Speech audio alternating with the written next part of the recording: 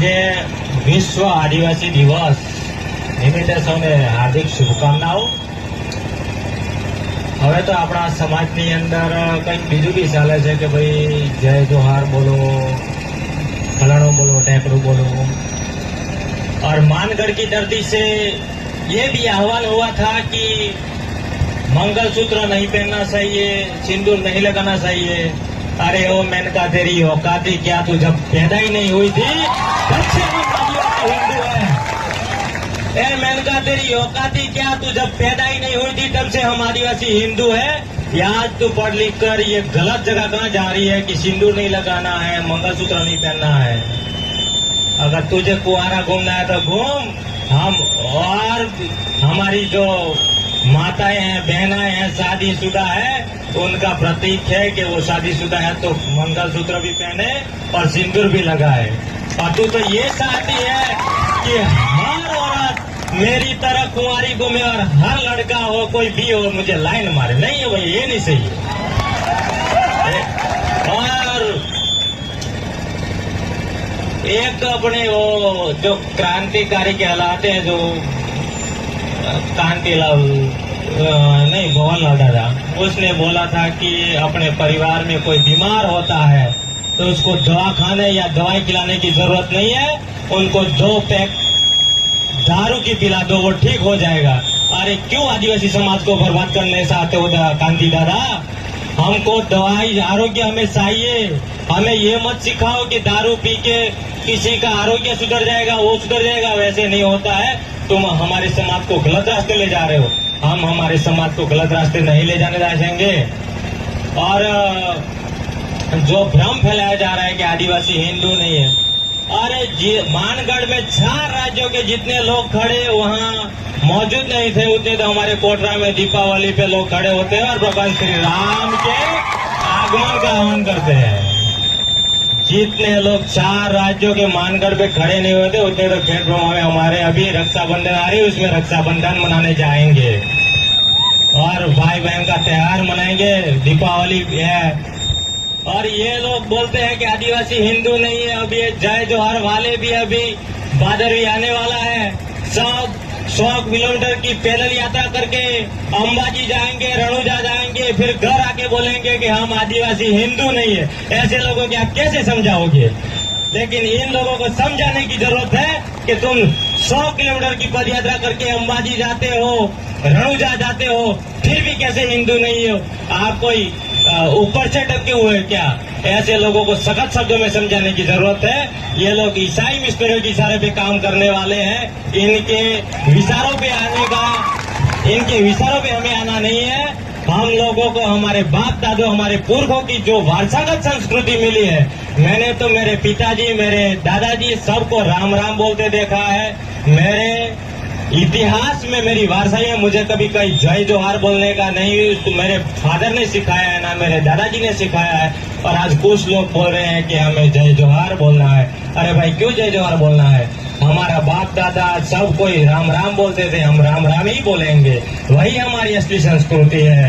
हम खेतला बाबूजी को मानते हैं, तुगराज बाबूजी को मानते हैं, काल भैरव को मानते हैं, वही हमारे आराध्य देव है। आज तुम कहीं झारखंड के कुछ पुतले लाके इधर बैठा देते हो, उधर बैठा देते हो। जो हमारा वंशज है, जिनके हम वंशज है, वो महाराणा पुंजा भूल को हम भूल रहे हैं। हमारा असली वंशज है वो महाराणा पुंजा भील है, उनको भी याद करना चाहिए। वही हमारा असली वंशज है।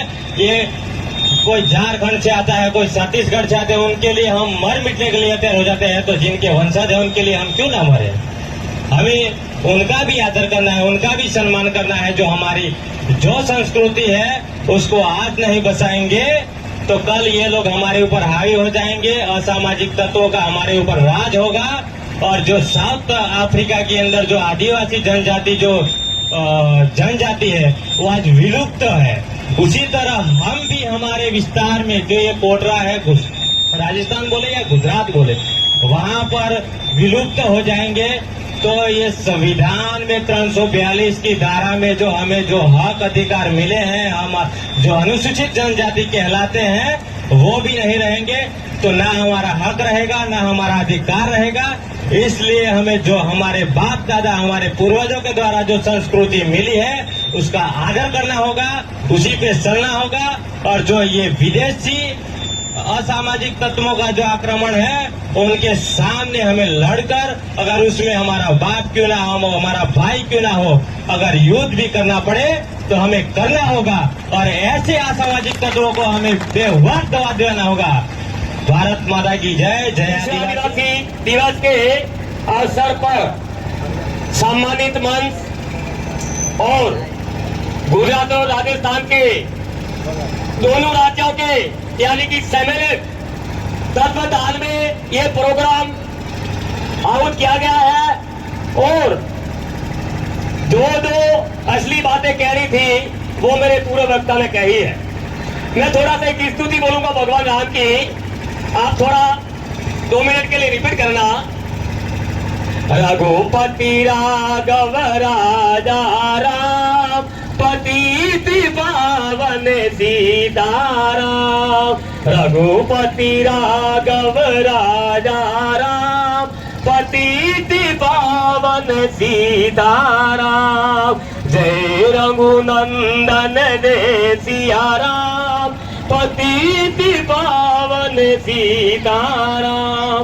मैं ये कहना चाहता हूं कि हमारे पूर्व वक्ता ने कहा कि पहले पत्थरबाजी होती थी हमारे भारत में, केवल एक ही क्षेत्र था, उसका नाम था जम्मू कश्मीर। होती थी कि नहीं होती थी? होती थी। आज वो ही पत्थरबाजी। एक मैंने घटना सुनी, हमारे जाडोल फलासिया के अंदर कोई बंदा गुजरात का दारा था, उसके साथ में किस प्रकार के लूट हुई। लूट करने वाले कौन? ये जोहारी है, डुप्लीकेट आदिवासी। आजकल पत्थर मारते, इतना बड़ा कुल्हाड़ा लेके याद आ दिया उस भाई को और उसकी सारी हालतें खराब करके जो भी कुछ था वो लूट लिया। ये किसने? इन जोहारियों ने किया। ये कंडीशन और ये हालत हमारे मेवाड़ के अंदर इन्होंने पैदा कर रखी है। और कहते हैं कि हम तो राम राम नहीं बोलेंगे, तो क्या बोलोगे? अरे यार ये तो बताओ, कुछ तो बोलो भाई। राम राम नहीं बोलोगे तो क्या बोलोगे?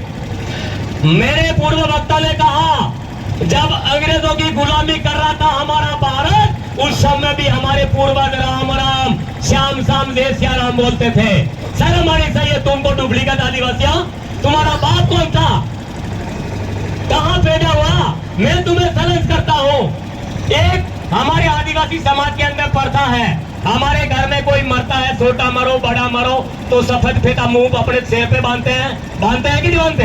बांधते हैं। और आजकल ये डुप्लीकेट और नकली आदिवासी बन के जिसका बाप मरा हो, जिसकी नानी मरी हो, इस प्रकार से गलियों के अंदर सफेद फेटा माथे पे बांध के जय जोहार घूमते रहते पड़ते हैं। इन्हें शर्म आनी चाहिए। और हमारी संस्कृति ये कोई वो संस्कृति नहीं है, आदि अनादि से पुरातन संस्कृति है जो हमारे 100 शताब्दी नहीं होते उस समय से चली आने वाली संस्कृति है। तुम कौन होते हो हमारी संस्कृति को चैलेंज करने वाले? इसलिए मैं कहना चाहता हूं मेरे नौजवान युवा साथियों, दोनों राज्यों के अपन मिले हैं, गुजरात राजस्थान। मेरा एक ही विशेष करके निवेदन है कि इनसे लड़ना है, जोहारियों से लड़ना है, षड्यंत्रकारी शक्ति ताकतों से लड़ना है, तो हमारे बच्चे को पाठशाला में विद्यालय में भेजकर सही संस्कार सही शिक्षा देनी पड़ेगा। तब जाकर ये समझेंगे कि हम आदिवासी कौन है, आदिवासी कैसे पैदा हुए और हमारी संस्कृति के अंदर हमें क्या क्या करना चाहिए। ये लोग केवल अपनी राजनीति करने के लिए और राजनीतिक रोटियां सेकने के लिए आदिवासियों को बरगलाने का और भरमाने का काम करते हैं। अभी श्री मंत्री महोदय ने एक काकरी डूंगरी का उल्लेख किया। काकरी डूंगरी के अंदर असली जो हीरो था उसका नाम है राजकुमार रोड। एक वो काबरा कोटिला, वो भवार दादा जिसको दादा बोलते हैं। काय का दादा है तो तेरी योगा था तो मैं चैलेंज करता हूँ, कोटला में आके दादा बढ़ के दिखा दे, मेरी जमना लाल की चैलेंज है, आजा। अरे काय को दादा करता है यार, बिल्कुल। पहले तेरी कोट ठीक करवा ले, इसके बाद में हमारी संस्कृति पर प्रहार करना। मैं तुझे कहना चाहता हूँ कि आज जहां जहां हमारे युवा पढ़े लिखे काकरी डूबरी का आंदोलन के अंदर गए, 2500 युवाओं के ऊपर अफर हुई, उसकी जिंदगी खत्म। बीए बीएससी वाले हमारे युवा थे, वो आज 700 ढंगारी पावड़ा पकड़ के मजदूरी करने के बाजारों के अंदर जाते हैं। अगर कोई ऐसी दशा करने चाहता है तो निश्चित रूप से देश वालों की बात मानना भाई साहब। मेरा यही कहना है, इसलिए हर घर के अंदर, अभी मंत्री ने उल्लेख किया कि एक बाप था, वो बेटे को वो बेटा था, वो कह रहा है कि मेरे को जोहार बोल नहीं तो तुझे मार दूंगा। ये कंडीशन हमारे कोटला के अंदर भी पैदा करी है। इसलिए जिन के बेटे जोहारिये बड़े हैं वो बाप भी सावधान में, नहीं तो रात को कुल्हाड़ी संभालेंगे। ये उन्होंने मानसिकता बना ली है। इसलिए दोस्तों, हमारी संस्कृति, हमारे भारत के अंदर आज कोई भी ऐसी कंट्री नहीं है जहां पर आप जाए और देखें, सिर्फ और सिर्फ हिंदुस्तान और भारत एक ऐसा देश है जहां पर हमारे भगवान ने 24 अवतार लिए, 33 करोड़ देवी देवता विराजमान है। हर घर हर ढाणी के अंदर कोई कोई देव स्थान है, भैरव जी का मंदिर है, माता दी का मंदिर है, शीतला माता दी का मंदिर है। तो हम सब उसको पूजते हैं इसलिए कि वो हमें सहयोग करे, साथ दे और हमारी संस्कृति बनी रहे। दूसरा, मैं इन जोहारियों को कहने चाहता हूँ कि हम ओरिजिनल आदिवासी हैं, तुम डाइवर्ट और डुप्लीकेट आदिवासियों को मैं कहना चाहता हूँ कि आदिवासियों का मूल देवता और कोई इष्ट देवता है तो हमारा महादेव शिव भगवान है, जो हमारा इष्ट लगता है। जो भील आदिवासी के अंदर आता है उसका इष्ट भगवान महादेव लगता है। और ये कहते हैं, मैं राजकुमार की बात करना चाहूंगा। अभी लोकसभा के चुनाव हुए और राजकुमार वहां लोकसभा डूंगरपुर बांसवाड़े से जीत गया, तो नारियल फोड़ने कहाँ जाता है पता है? देखा होगा आपने, कहाँ जाता है? एक मजार पे जाके फूल चढ़ाता है और वहां पे जाके मत्था टेकता है और कहता है मैं आदिवासी हूँ। शर्म कर